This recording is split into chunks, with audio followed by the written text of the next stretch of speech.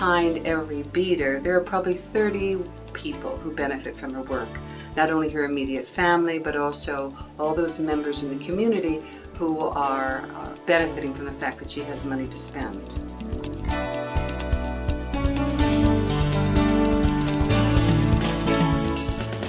Welcome back to Good People, Good Works as we continue our program on Paper to Pearls, a project in which female artisans from internally displaced person or IDP camps in northern Uganda create marvelous beaded necklaces, bracelets, and other accessories out of colored paper. The project is headed by Ms. Barbara Mahler, president of Voices for Global Change, an international charitable development organization. Ms. Mahler launched the marketing initiative for the jewelry, and although she began by selling the necklaces only over the internet, she soon discovered that the unique, handcrafted items drew the attention of many retail outlets. We have a website and a web store, so that makes it available to anyone, anywhere. We also sell jewelry through a number of retailers.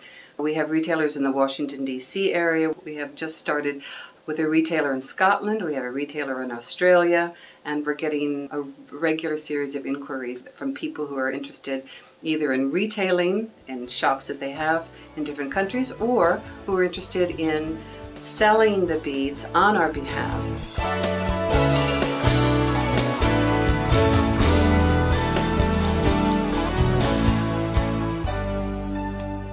Mr. Edward Hart, owner of the Artfully Paper Store in Alexandria, Virginia, USA, carries a line of Paper to Pearls products and is pleased with his clients' responses.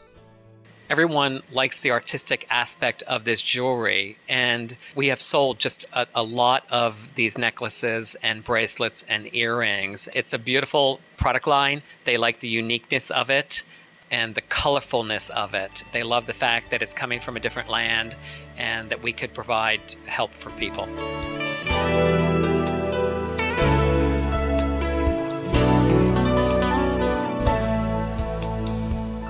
Selling the necklaces and other accessories has brought a reliable source of income to the artisan women in the camps. When people have been marginalized in the way that the women of northern Uganda have been, an opportunity to earn some income, whatever the amount of that income, is transformative. So as we began to buy the necklaces from the beaders in the program, they began to have income with which to enhance their food supply. So they wanted to supplement the meals that they had each day from 1, in some cases, to 2 and then 3 meals a day. They needed to buy medicines. Most of my women are HIV positive. They needed medicines for themselves, for their children. They needed to be able to pay school fees for their children. It was hugely important to them. Their children would be able to go to school, even if they had not been able to. They can send their children also to secondary school. And I do have a beader who has sent 2 of her children to university based on the income she's earned from the project. One program participant named Josephine provides an excellent example of Paper to Pearls success. I'm thinking of one of my beaders who is not married, and she said, I'm not married, but I do have responsibility for 7 children. And there are no orphanages in Uganda, so everyone will take the children in. There is always a home for them somewhere within an extended family. So Josephine had responsibility for these 7 children, and she said, when I first took them in, everyone laughed at me. They said, you're not even married. How can you take care of these children? And she said, now they don't laugh at me anymore. Now they look at me in a very different way. They're very proud. The children themselves see Aunt Josephine and think about her in a different way. And they say, oh, Aunt Josephine is really very special. Look what she can do. Look at the money she's earning.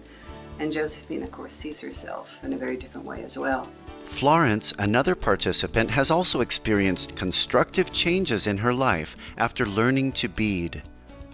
Florence told me, you know, my relationship with my children has changed since I started this project, particularly with my daughters. Now, my daughter sees me in a different way. She now sees what a woman can do, that we don't have to wait for our husbands to do something for us, to bring the money to us, but we can go out and earn that money ourselves.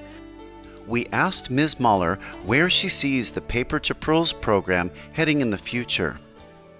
Our goal right now, currently as of June 2009, is to begin to graduate the women out of the Paper to Pearls program itself and into locally sustainable businesses. If in 12 months' time I can look at my 125 beaters and see them moving successfully into their own local businesses that are sustainable there in their own villages and towns, in their own country, that will be the height of achievement for me. Then, of course, we have the option of continuing to operate Paper to Pearls, to be able to bring new beaters into the program, to give them income, to teach them how to save their money, and then eventually to graduate them out of the program.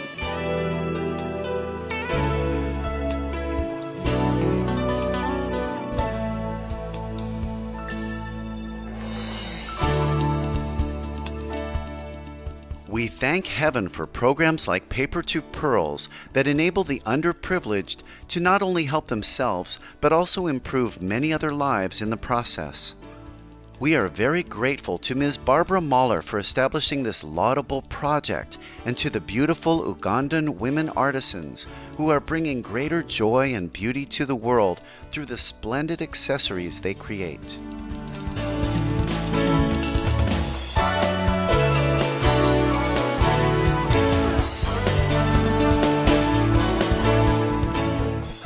Thank you for watching today's Good People, Good Works here on Supreme Master Television.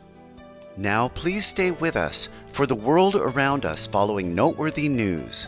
May you enjoy ever greater abundance and happiness with each passing day. For more details, please see www.suprememastertv.com/GPGW.